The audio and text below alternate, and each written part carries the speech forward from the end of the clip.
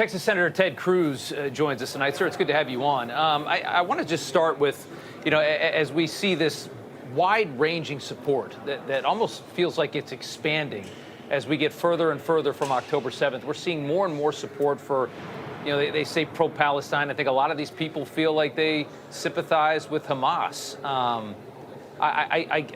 It's amazing to see that happening in our own country. Well, Rob, it's really sad.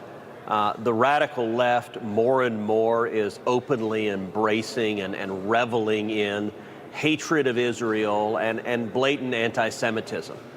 We've seen the rise of the squad in the House, where these radical left-wing activists that are members of the House now openly heap abuse and slanders upon Israel, openly side with the Hamas terrorists. We all saw the footage of Rashida Tlaib walking along the hallway of the Capitol being asked what she thought about Hamas terrorists raping women and little girls, murdering children, burning infants alive, and she refused to answer. That should not be a difficult question to answer, but she was not willing to condemn Hamas for those horrific human rights abuses.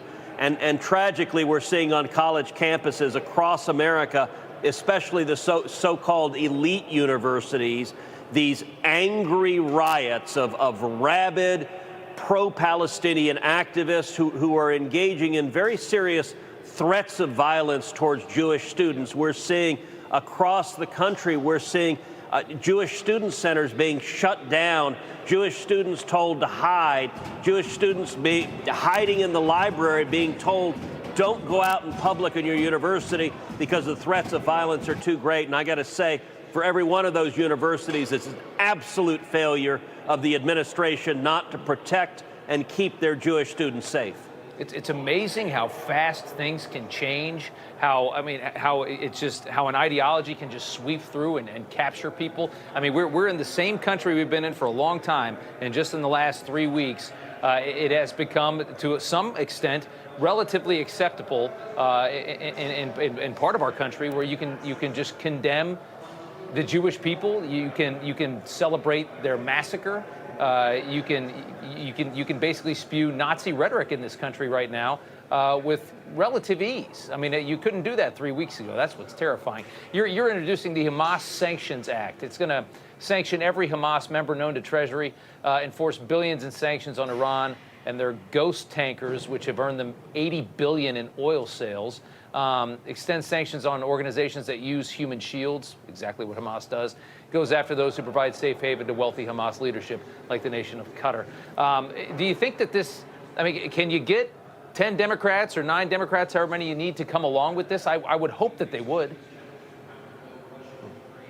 Look, I hope so, particularly at a time of war when Israel's facing the most serious attack it has faced in over 50 years. The principles ought to be real simple. Principle number one should be stop funding terrorists who hate America and hate Israel. By the way, principle number two should be stop letting those terrorists into America where Americans are at risk. But on principle number one, this act is all about stopping what the Biden administration has been doing. The Biden administration has flowed roughly $100 billion into Iran. Iran is the world's leading state sponsor of terrorism. Iran, the Wall Street Journal has reported that Iran planned, directed, and funded the October 7th attack on Israel, that they actually trained Hamas terrorists in September in Iran, over 500 Hamas terrorists, to carry out these attacks. And the Biden administration has flowed roughly $100 billion into Iran. That needs to stop. That needs to drop to zero. They have also sent hundreds of millions of dollars into Gaza that went directly into the hands of Hamas, that are funding the death squads, that are funding the rockets. That needs to stop too.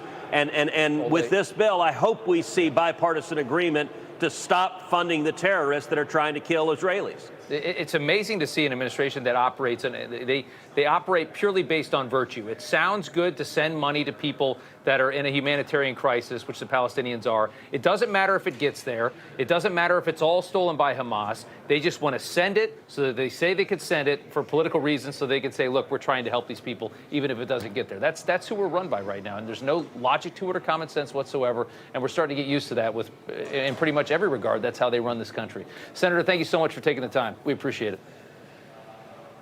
Thank you, Rob.